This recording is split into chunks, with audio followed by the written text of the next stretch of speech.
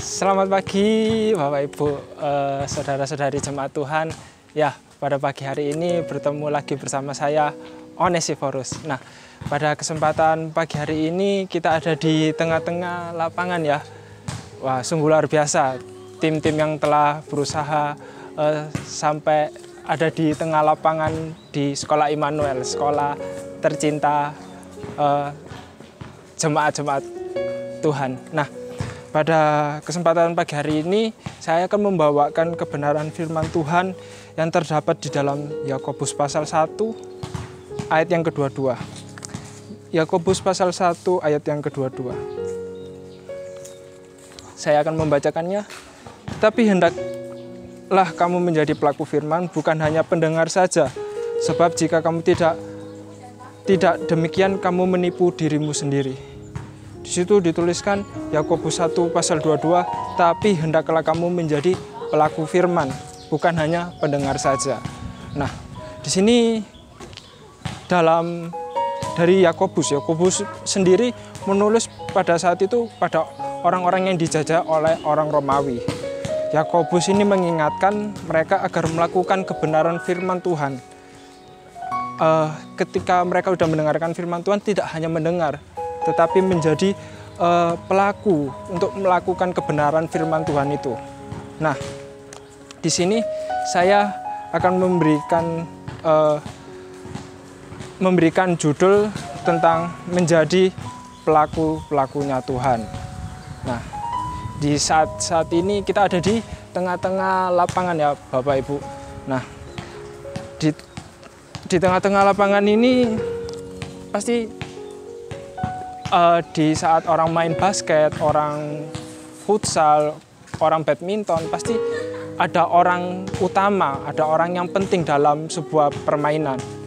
Seperti contoh pelatih. Pelatih itu orang paling penting dalam sebuah tim sepak bola, voli, badminton. Itu orang paling penting karena seorang pelatih itu dia mengeluarkan semua potensinya, dia mengeluarkan semua apa yang dia punya, apa yang dia sudah pernah, dasar skillnya yang dia juga udah dia kuasai, dia akan ajarkan untuk orang-orang, untuk timnya, untuk anak-anak yang akan dilatih. Nah, di sini untuk menjadi peran utama dalam faktor di tim itu pasti akan dicari orang-orang yang kuat, orang-orang yang hebat. Nah, untuk menjadi seorang pelaku, di sini saya akan membagikan beberapa hal untuk menjadi pelaku-pelaku firman Tuhan atau menjadi peran utama di suatu tim. Nah, yang pertama, menjadi orang yang terpilih. Kita buka di 1 Petrus 2. 1 Petrus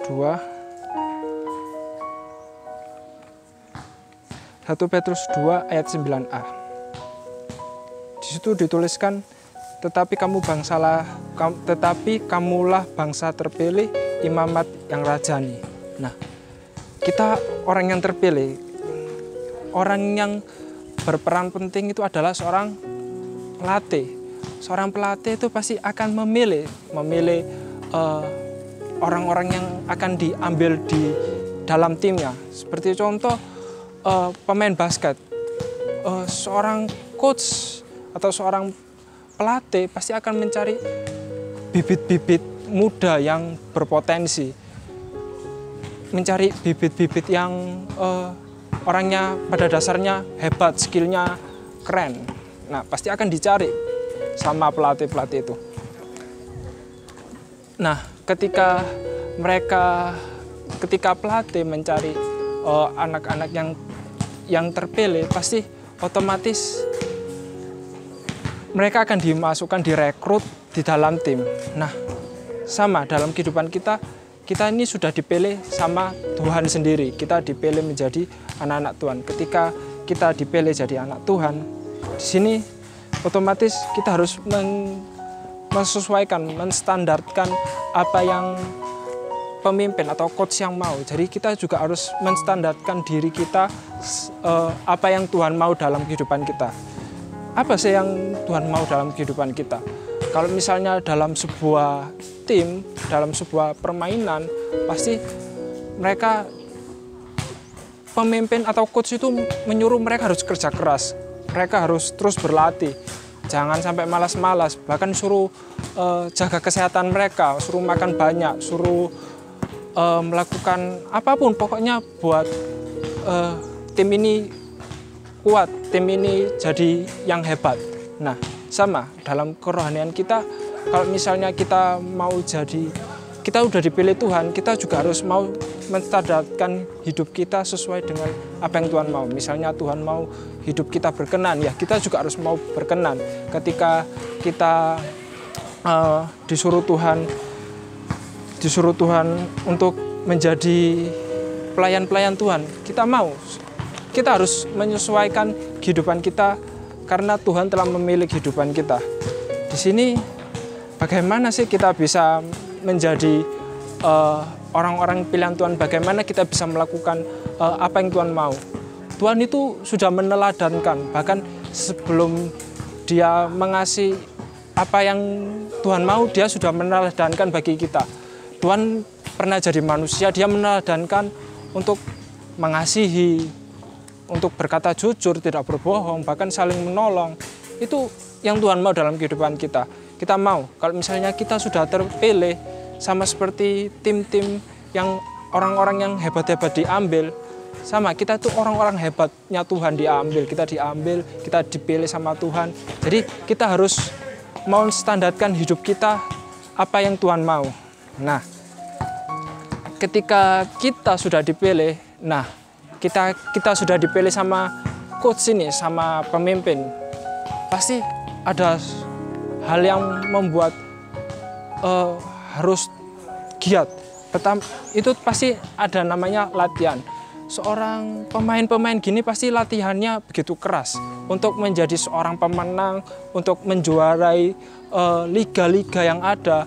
Pasti mereka harus berlatih keras. Nggak mungkin setiap pemain-pemain kayak begini berlatih cuma ala sekedarnya. Kayak misalnya ini ada bola terus dilempar gini, seret. Pasti kemungkinan nggak masuk. Tapi kalau misalnya orang yang benar-benar berlatih, bahkan dia sudah sekuat tenaga, orang nggak ngelihat pun, cuma ngelihat sekali dilempar bola pasti masuk. Nah, kita bisa tahu kalau orang berlatih keras itu pasti bisa menghasilkan suatu potensi yang luar biasa. Nah, dalam suatu latihan itu nggak mungkin ada namanya latihan yang ringan, pasti latihannya berat.